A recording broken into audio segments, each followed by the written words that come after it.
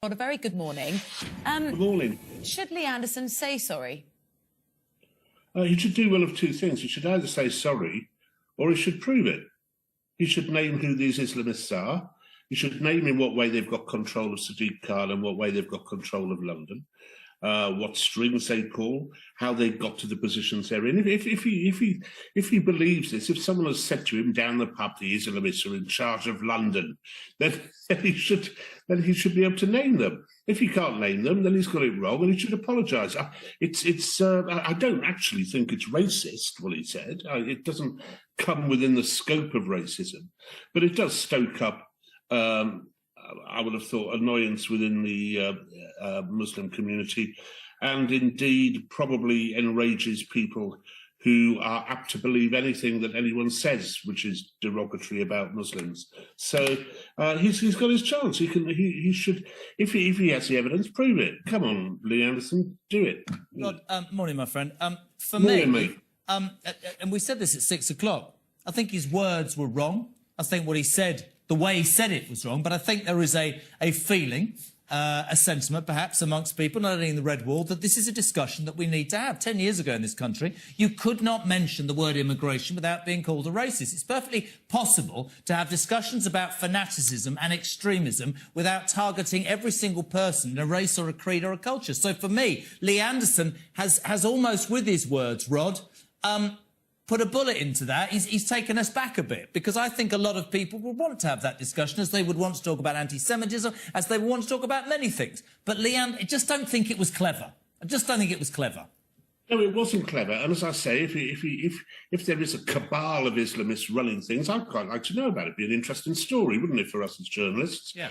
So there's that. And yes, secondly, it is stupid. And thirdly, there is a feeling that Islam gets away with a lot.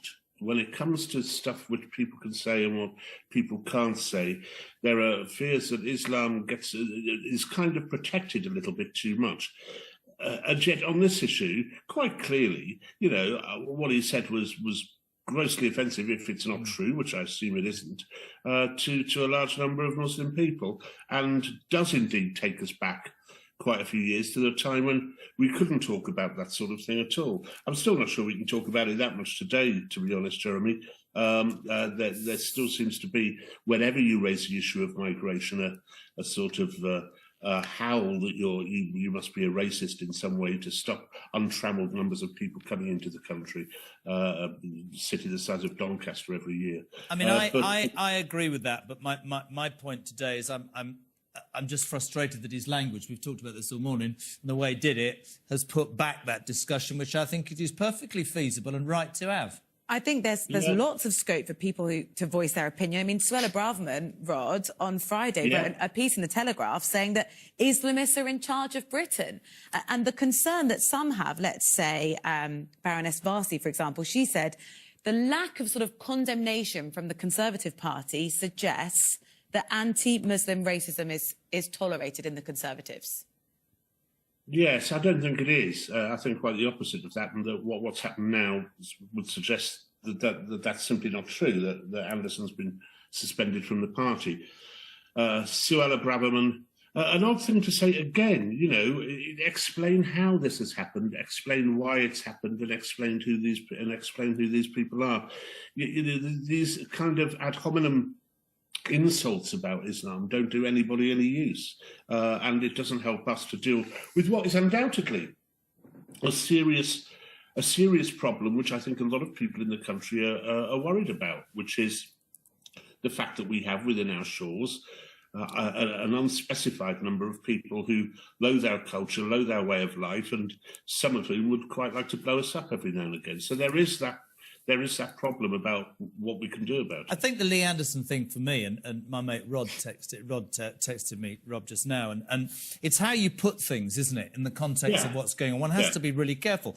Those demonstrations across the weekend, blocking Tower Bridge, the stuff that was put on Big Ben, the police, I don't actually agree with what Cat Needle said, everybody tells me stood there with their arms folded. So you could argue And here we go. People will go, don't be horrible. You could argue that Sadiq Khan, being in charge of the Metropolitan Police, could have done more to encourage the police to arrest those fanatics. That does not make him, the comments about him, correct at all. It's just a discussion we have to have. We have to have this discussion without fear of being cancelled or ostracised or whatever. And that, you know, when people say to me, Rod, people should be free to protest, they should also be free to say things that other people do not like. Shouldn't they? Yes, that's right. Yeah. Yeah, no, I agree with that entirely.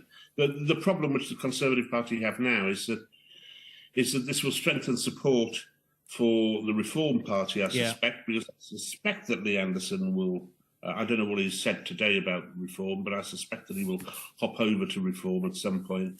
And that's building up to be cataclysmically bad for the Conservatives, 13 to 14% of the vote.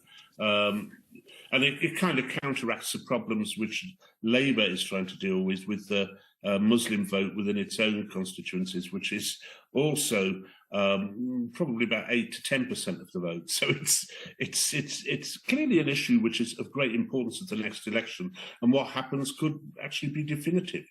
Quickly, Rod, what do you think the Prime Minister should do? Because previously he's used Suella Braverman, Lee Anderson as a voice that kind of caters to the further right in the party. Both of those two individuals have sort of come unstuck because what they said went too far. How does Rishi Sunak now navigate this? I think it's very difficult for him. I think it's incumbent upon people who are, as you put it, on the right of the party. I'm not sure it's quite as simple as right and left, but people who are on the right of the party, to use their words with a degree of judiciousness rather than ad hominem insults, which just annoy people. Otherwise, you know, I think Rishi Sunak is perfectly within his rights to say you've gone too far and that's offensive.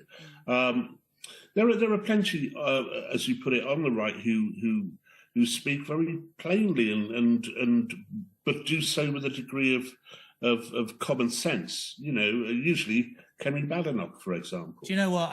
We have to leave it, Roddy. But I'll tell you where we absolutely agree, all of us. You know, you can have the discussion, but the words and the way that it's said, if they create vitriol, if they create anger, it doesn't do anybody any favours. Rod, it's always my favourite part of the week, pal. Rod Liddle, the legend. Thank you for coming on, mate. God bless. Jeremy, take care. Cheers, pal. Lots more.